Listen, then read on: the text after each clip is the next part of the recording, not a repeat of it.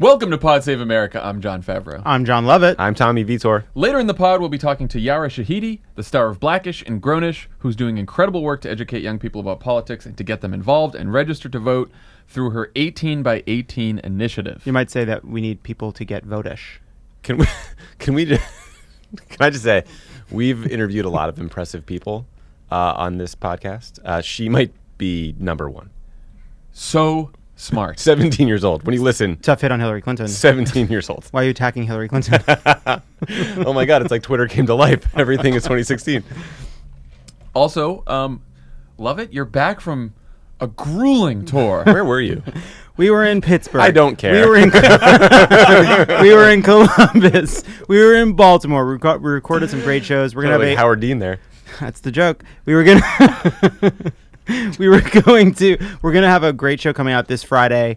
That will be a show about social media where we're gonna take the best of what we recorded in Baltimore and in Columbus.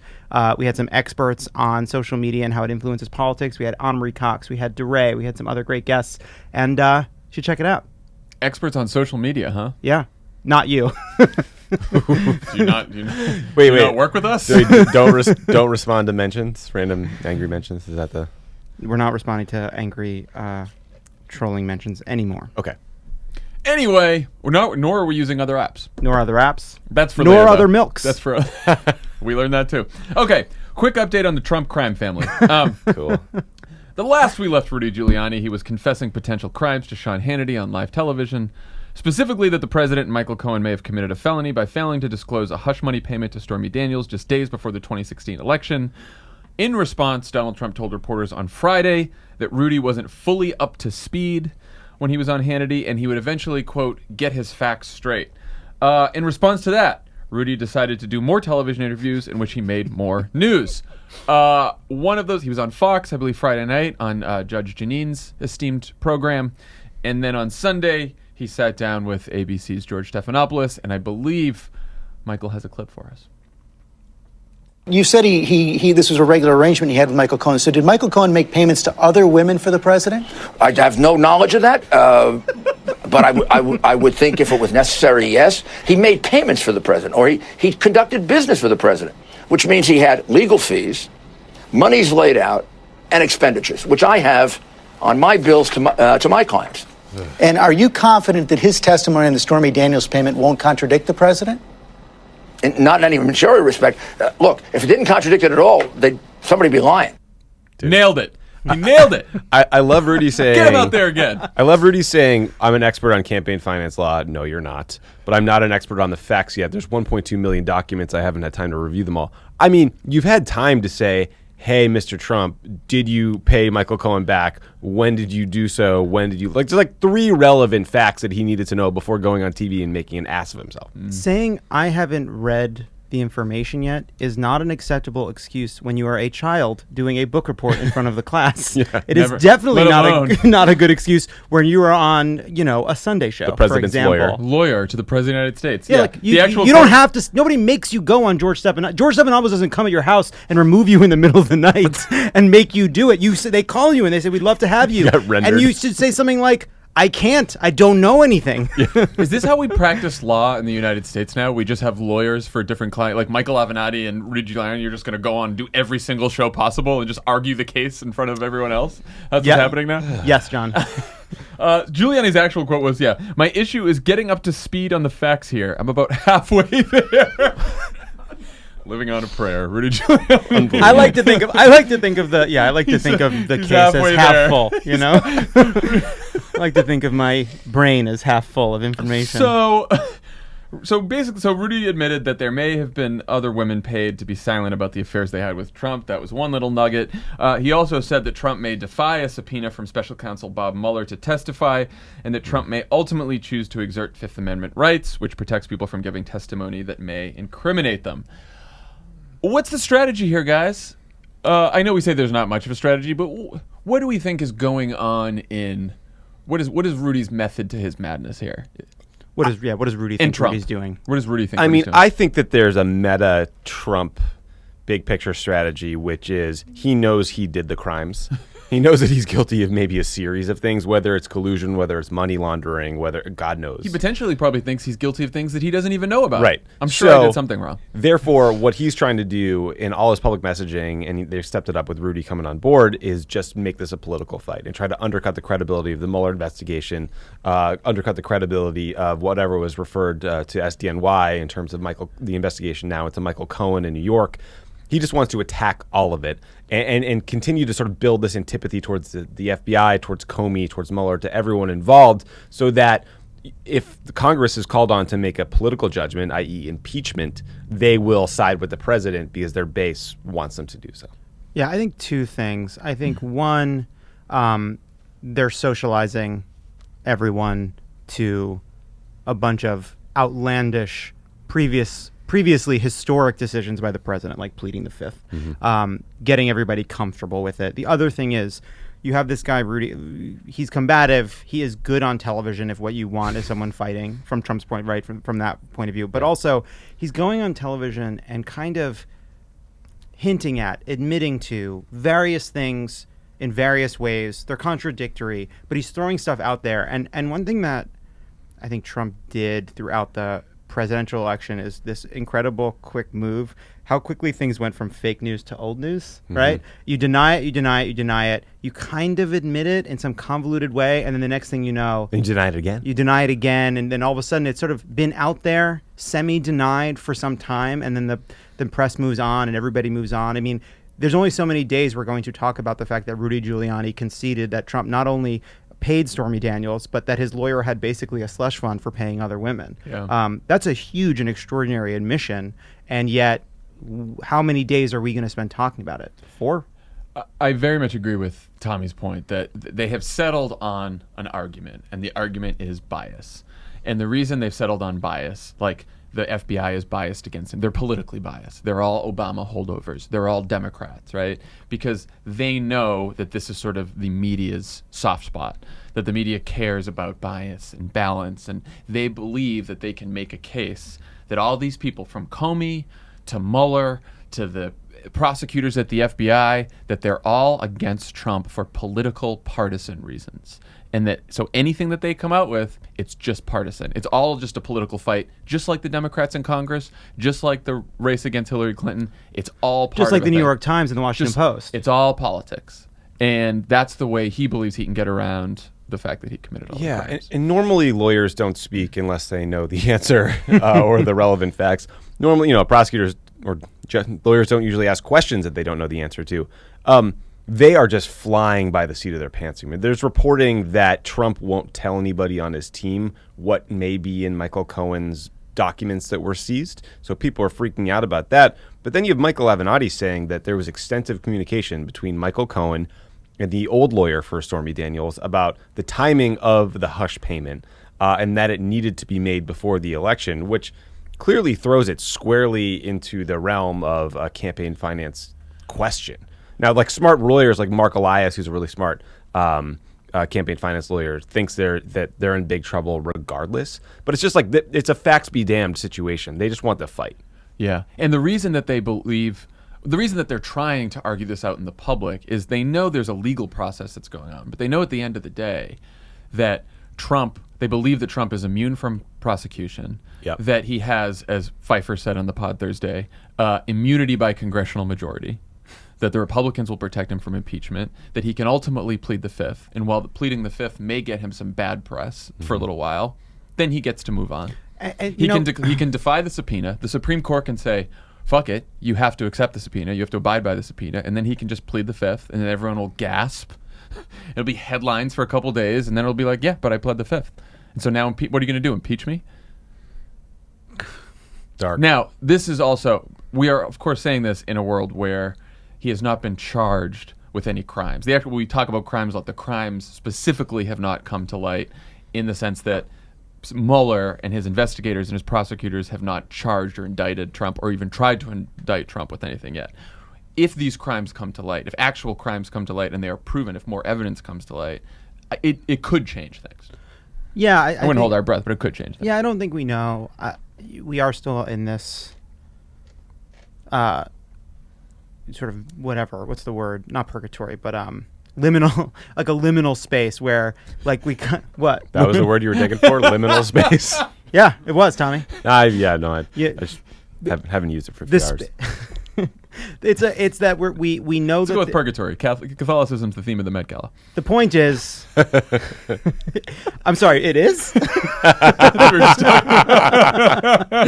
that what were we talking about? Oh yeah, the liminal space. Like we know a lot, but not enough. We don't know what Mueller knows. We don't know what's coming. Trump knows more than we do. Though there's going to be a certain point. I mean, one thing that I was thinking about over the weekend too is like, who knows more than us? Trump does, Mueller does, Mike Pence doesn't. I'm not sure Rudy does. No. I'm not totally sure. He's Paul only Ryan doesn't. halfway through. the crimes are at the end of the document. Yeah. Rudy doesn't know what Trump said to Lester Holt. You know, like he doesn't know anything. And I'm sure, like I put myself in the shoes of like Rudy Giuliani reading the stories that broke in the Post and the Times over the weekend, and he's not just scratching his head, being like, "Huh." Oh, this seems very weird. Speaking of the stories that ran in the Times and the Post, the Washington Post ran a story this weekend reporting that even though Trump financed most of his real estate projects through debt for most of his career, around 2005, 2006, this began to change, and he started spending hundreds of millions of dollars in cash for projects, including on 14 projects he paid for in full without any financing from any banks. The Post piece doesn't use the phrase money laundering, but it does paint a picture of a pretty sketchy scene in which Donald Trump is moving tons of money around the world on golf courses and all kinds of other projects without the Trump organization able to give a coherent explanation for where the money was coming from or why they suddenly preferred cash. Eric Trump told the Post that his father, quote, didn't need to think about borrowing for every transaction we invested in ourselves. This is the same Eric Trump who 4 years ago told a reporter that, quote, we don't rely on American banks. We have all the funding we need out of Russia. Yeah, and another normally not that trustworthy individual who has a relevant quote here was, this is all about money laundering, Steve Bannon told Michael Wolff. Mueller's path to fucking Trump goes right through Paul Manafort, Don Jr., and Jared, goes through Deutsche Bank and all the Kushner shit. So people in the know suggest that this cash came from Russia or Russian sources and that there was money laundering.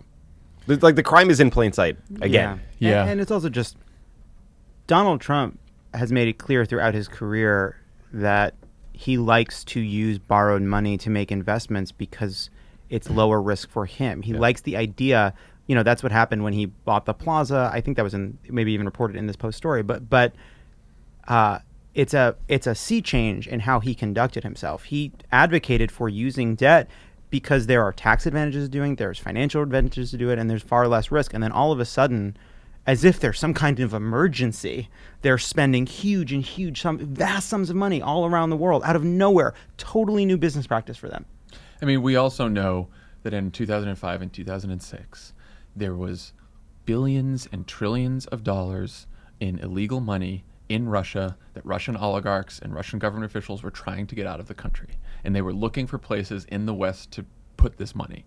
And around the same time, Donald Trump and the Trump Organization starts looking for international financing with the Trump kids and Michael Cohen. So you can, and sure enough, you can imagine them talking to the Russians and the Russians saying, "We will give you alternative financing," was is the term used, and you don't have to tell anyone.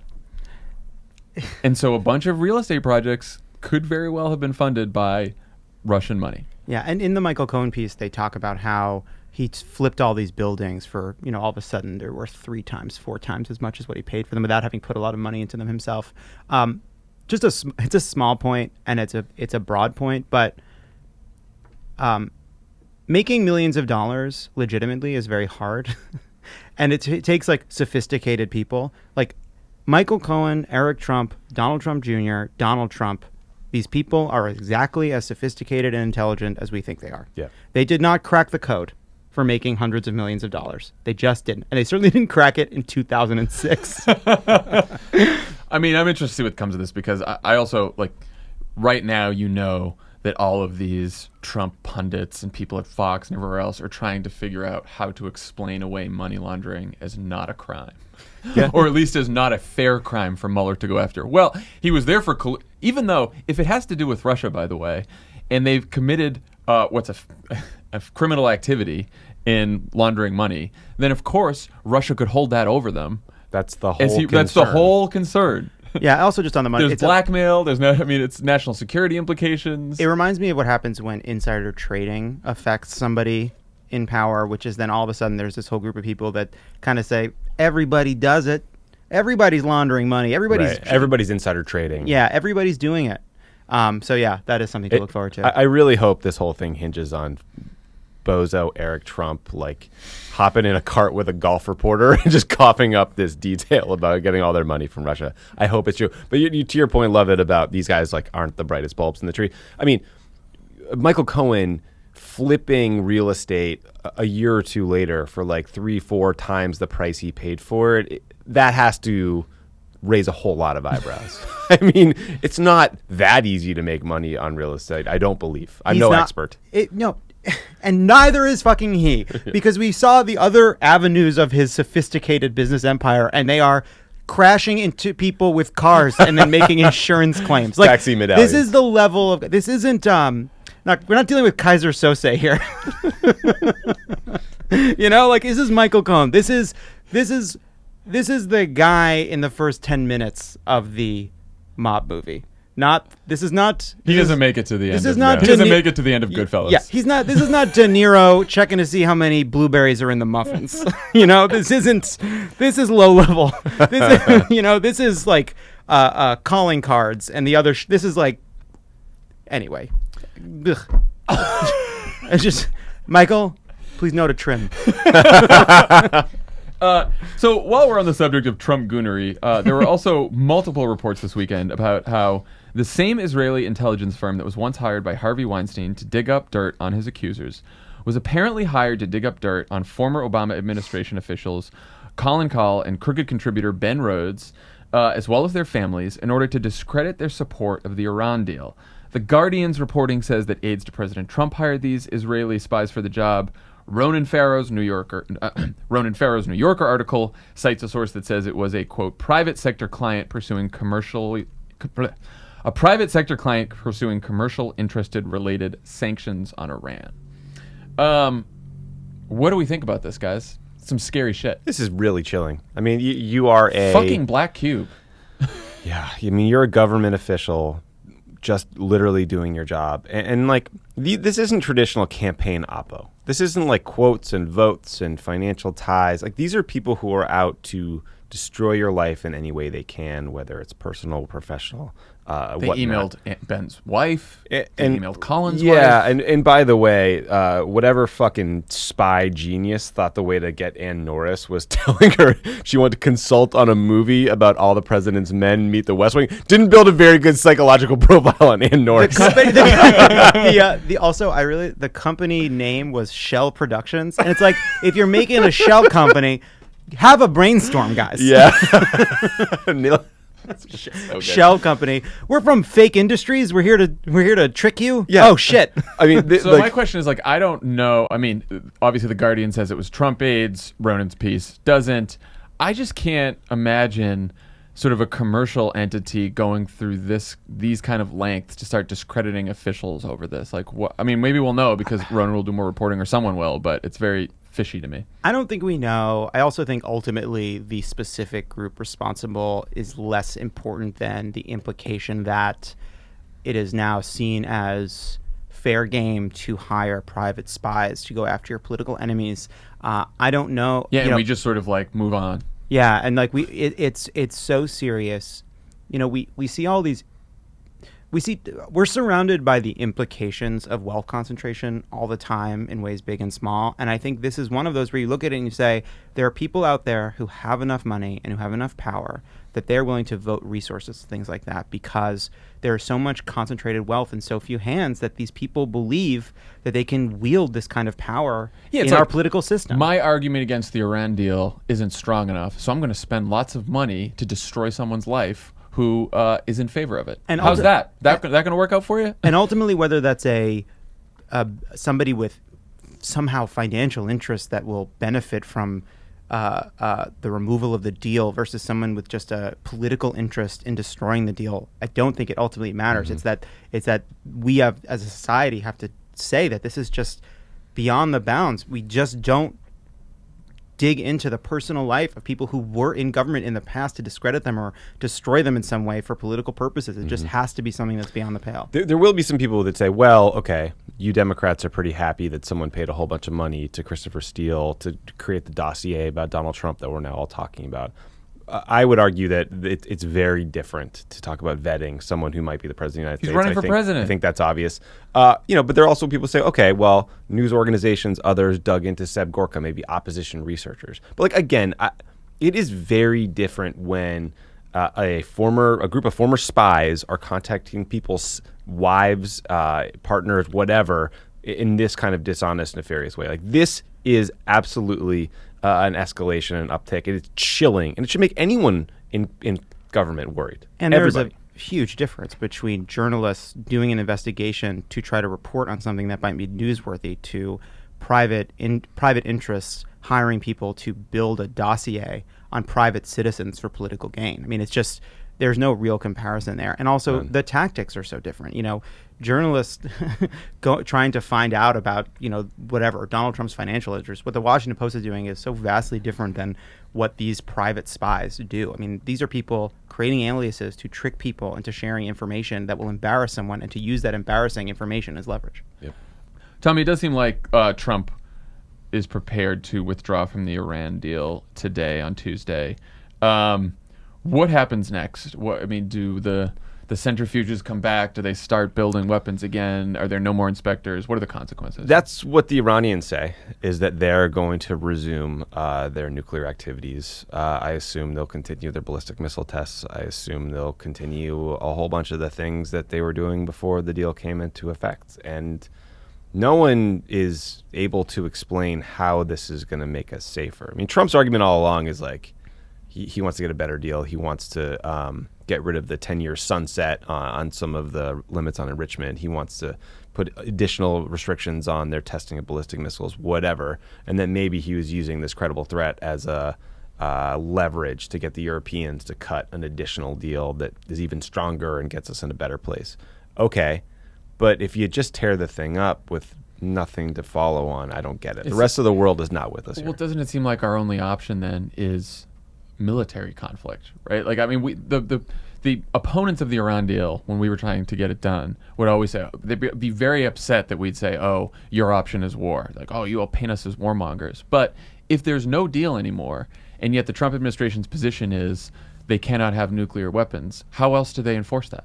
Yeah, because it's going to be impossible to get the sanctions regime back in place that we had prior to the deal. Impossible. Because no one's going to be with us. None of the Europeans are. The Security Council won't be with us. From Paris to Dhaka to this deal, in the run-up to Donald Trump doing what he said he was going to do from the beginning, there is always this argument that, he's doing it as leverage, right? He's laying down his markers. He's threatening to pull the deal because he wants a better deal. But then he doesn't get the better deal, and he shoots the hostage anyway. A better deal. And it's a good segue to our next topic. That's that. And I don't want to just say it's on Trump either. This is what a lot of Republicans and a lot of conservatives and a lot of pundits have wanted for a long, long time. This is Trump just following the lead of the Republican Party. They decided to demagogue this thing from day one. All the neocons are going to be all cheering tomorrow on Twitter that Iran is now going to be closer to building a nuclear weapon. And all the things that's what they're cheering. And all things they're furious about that would sunset in a decade will be immediately. Sunset today. We're upset that it's only 10 years that they can't do this stuff. So now it's immediately. You excited? Cool. Unbelievable. Let's talk about the midterms and the better deal. Stormy and Rudy and Mueller are sucking up a lot of media oxygen right now. But we are 6 months away from the midterm election. Trump's approval rating has not moved. If anything, it's ticked up in the last few weeks. The generic ballot is hovering around where we need it to be, but hasn't really widened much. A recent CNN poll that came out Monday said 57% of people think that things are going well in the country right now, which is the highest since January of 2007. So with all this, there's a fair amount of debate about whether or not the insane scandals surrounding Trump are just drowning out any attempt by Democrats to talk about issues like healthcare and taxes that have a more direct impact on people's lives and may even have a more direct electoral impact in November. What do you guys think about this? Age-old question. How do Democrats break through? Yeah, it is an age-old question. I think it's a silly question because what we're seeing play out in national news is not what people are going to be talking about when there's national news and candidates on the campaign trail every single day. I mean, you've seen this debate over what happened in Virginia, and it is true the country was talking about Trump shenanigans. But on the ground, you saw candidates talking about Trump shenanigans and healthcare, Trump shenanigans and jobs. And I think candidates are going to talk about both. They need to talk about both. We're not going to be able to stop covering or talking about the various crimes of our mobster president, nor should we. It's really, really important. Also, over the next couple of months, we may learn more and more. For all we know, the Mueller investigation will wrap up. We don't know when. And at which point we will have lots of more information, and then all of a sudden everyone will be making it the centerpiece of their campaign. So we have really no idea. I find it to be a tedious debate at this point, and that's it. That's what I want to say about that. Tommy, you got some thoughts? I mean, I'm not surprised that his approval will tick up, or the perception of his handling of issues has ticked up, because the economy's humming along. Things seem reasonably quiet on the international front. There might be this, rapprochement with North Korea. So, the guy should be in the 60s, the 60% approval. The fact that he's a lunatic who tweets stupid shit, who probably colluded with Russia, who has the debate about his hush payments to his former mistress, that is what's holding him down. I do actually worry about Trump, blotting out the sun and making it impossible to talk about anything else. In a normal midterm cycle, the kind of way you get around that is you work with local press, who actually is more likely to ask you about issues that matter to your district or what have you. That gets harder when Sinclair Broadcasting buys up your local media. So I think these things sort of exacerbate each other's problems. I'm hopeful that if we work hard and get our act together, we can win big in the midterms, but it's going to be a challenge. It's going to be a challenge. I think it's instructive that during the healthcare debate, during the tax debate, his approval was lower. We know his approval. We know that the tax cut and the healthcare issue hurt him. They hurt Republicans. The generic ballot was better for us. And they're during running those from debates. the tax cut. And they're running from the tax cut. That's why it's so damaging. And so it is true that if the national media was focused on healthcare, tax cuts, and all that kind of stuff, his approval rating may be lower, and that the generic ballot for Democrats may be better. But we're not going to change that. Right. That's the thing. Exactly. That's what it's like. We're resigned to it. And we've all yelled about this for years, we wish the media would cover this, we wish they would cover that. They're not going to. You go to war with the media you have, not the media you want. So in some cases, that helps you go to war. Right. Yeah. So this is guaranteed the media is going to cover these scandals from now until the election. And so we have to figure out how to operate within this world. Yeah, and 2006 is really instructive too, because that was an election defined by scandal in the Bush administration, scandal in Congress, corruption in Congress, as well as, I think, a smart strategy on the part of Democrats campaigning to have kind of a basic, simple set of policies that they were rallying behind. And I think it's... Anyone know what's in the better deal? I do, but as long as I don't have to tell you now. I also think it's really, I think a lot of this is won in the recruitment phase and the fundraising phase, and we're doing pretty well there, so I feel okay. It is. And like you were saying, Lovett, there's a difference between the chatter on cable and in Twitter and what's actually going on the ground. And the Democrats running, even though they may be ideologically different, some on the left, some on the center left, they are all talking about healthcare and taxes. Yeah. Conor Lamb was talking about that.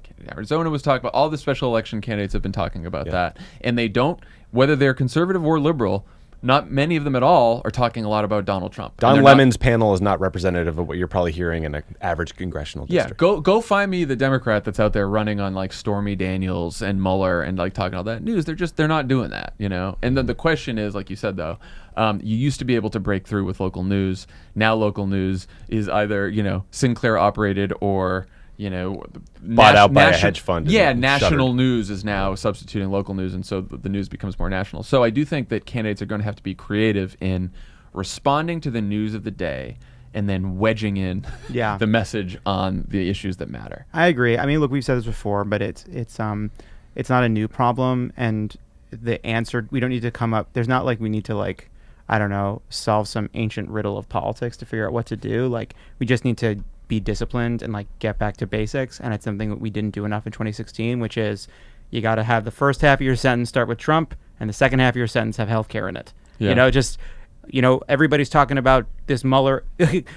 Mueller's come out with a series of allegations against Trump. And I think they're pretty serious. That's why we got to send somebody to Washington who's going to hold Trump accountable and protect your health care. Yeah. Hey, I did it. Hey, by the way, the Republicans have some problems too. I mean, if Don Blankenship wins the Republican nomination in West Virginia, despite being like an avowed racist, despite being a mine owner whose horrible lax safety standards led to the death of individuals who worked for him, that means that party is fucking broken in a way that is so fundamental. Don't tell me about their economic anxiety when the mine owner who went to jail is the one winning. It's like these winning naked appeals to racism. Winning on a campaign of calling Mitch McConnell's wife a China person.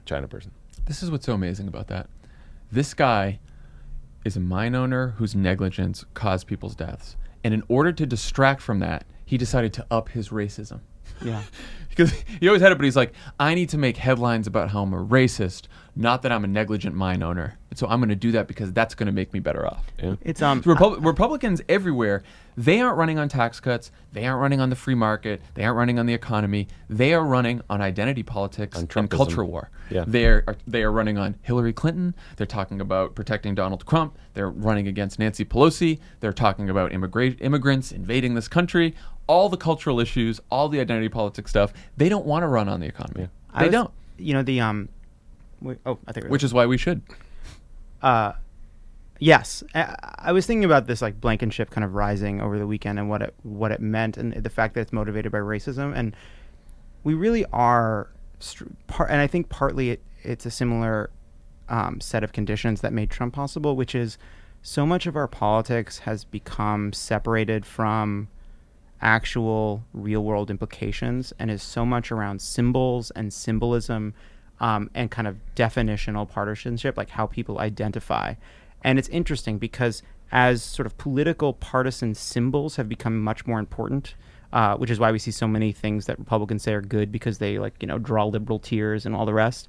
As that's happened, the institutional parties themselves have become less powerful, not just because individuals have more power in their own lives, but also because we've seen outside wealth and outside money kind of dictate the terms so much more. And so you end up with this situation where party identification could be enough that if a guy like Blankenship wins the nomination, he can become a senator. But party institutions are so weak that they can't prevent a person like Blankenship from just spending his own money and winning a campaign and then demanding the endorsement of the party itself after the fact. Well, Donald Trump weighed in against Blankenship today. Donald Trump Jr. did the day before. We better hope Trump doesn't see the racist ad and decide he actually sees the appeal. If he wins, who really thinks that they're not going to support him? They will, of course, yes. Roy Moore.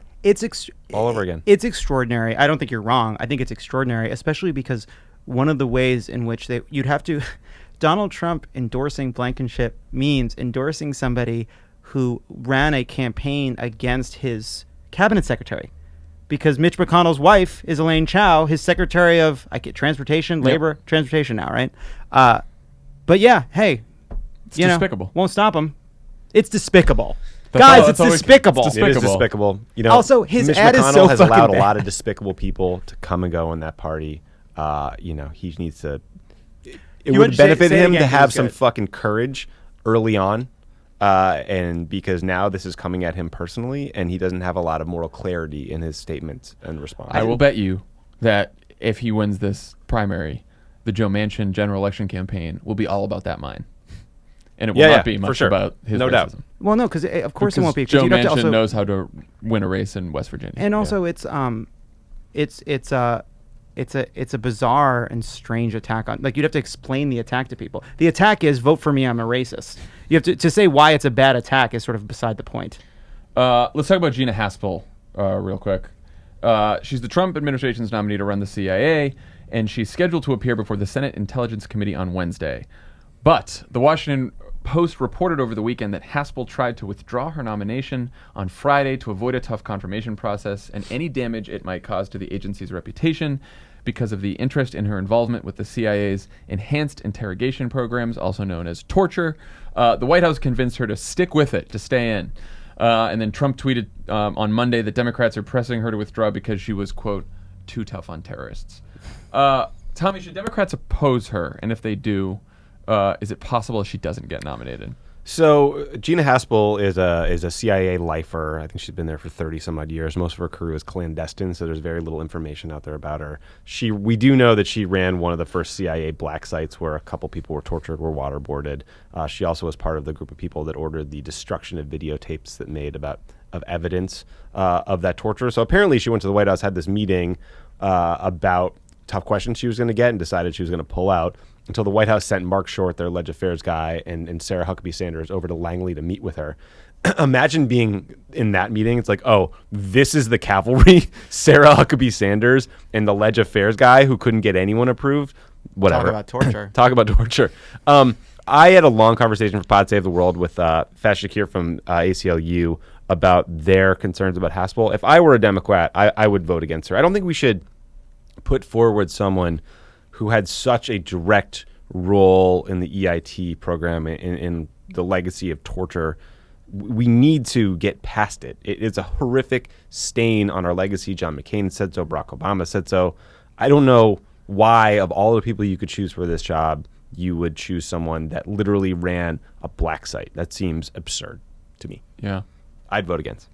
I would too. And I I don't know where all these red state Senate Democrats, especially the ones who are up in 18, are going to come down on this. But to me, this is the same as Pompeo, right? It's like, I don't know what What's you the have downside? to lose by voting against someone who's so identified with a time when we tortured in this country. I don't understand it. Well, look, I find it hard to understand any of these decisions around voting yes on nominees to send a message that you're moderate, because no human being is going to be voting. Parses that shit. Yeah, 6 months from now, you'd be like, I wasn't sure if I was going to support Claire McCaskill, but now that I know that she kind of supports some of the nominees, I'm on board. I don't get So it. sensible. And Sarah Huckabee Sanders sent out a tweet saying that if you're a feminist and you don't support give Gina me a fucking Haspel, then break, you're Sarah. somehow inconsistent. Like, that is such a stupid, condescending, ridiculous argument. It's interesting that Trump then quickly switched it to your traditional, you're soft on terrorism. Well, when they announced Gina Haspel and everyone started reporting on the fact that she was involved with this black site, I thought it was a feature, not a bug to Trump. I mean, Trump loves saying how tough he is and how he would be supportive of torture. So I thought he saw this and said, oh, let's have the fight about torture. I'm for torture. Let's do it. And it seems like maybe Gina Haspel is the one who doesn't seem to want to have that fight. Yeah. All right, well, we'll be watching that. One more thing before we go, because the story just broke before we started recording. Another Ronan Farrow story in The New Yorker, this time with Jane Mayer, about New York State Attorney General Eric Schneiderman, who 4 women have come forward saying that he physically abused them, slapped them, hit them, and their stories are corroborated by their friends, by witnesses, by photographs.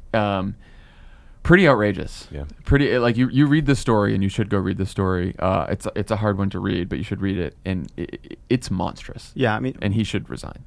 Ronan and Jane Mayer have been working on it for some time.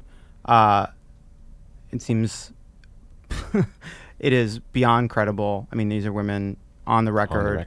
There are multiple allegations that comport with one another that were confirmed at the time.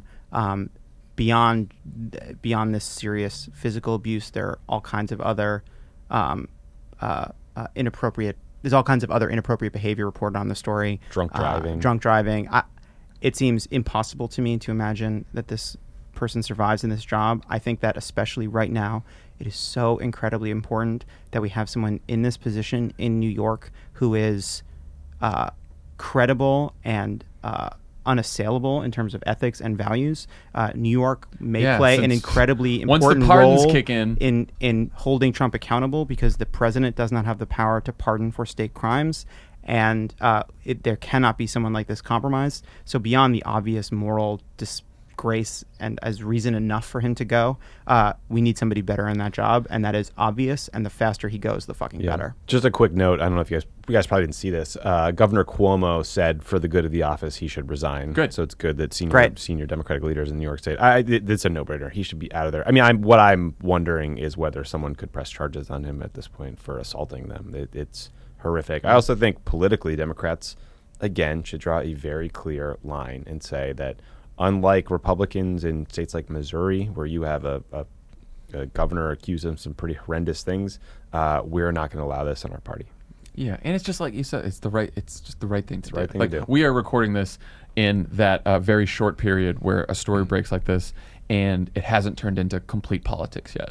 Donald Trump has not tweeted yet about Eric Schneiderman, but he probably will by tomorrow morning, right? And everyone hasn't gone the whataboutism hasn't happened, and you did this and you did this. We're just in a period now where you read the story, and your first reaction is, I don't care what party this person's from. This is a horrible thing to do, and they need to leave. Yep. It shouldn't be in public service. That's it. Very simple. Should be in jail. Yeah. Okay. When we come back, we will have our conversation with Yara Shahidi.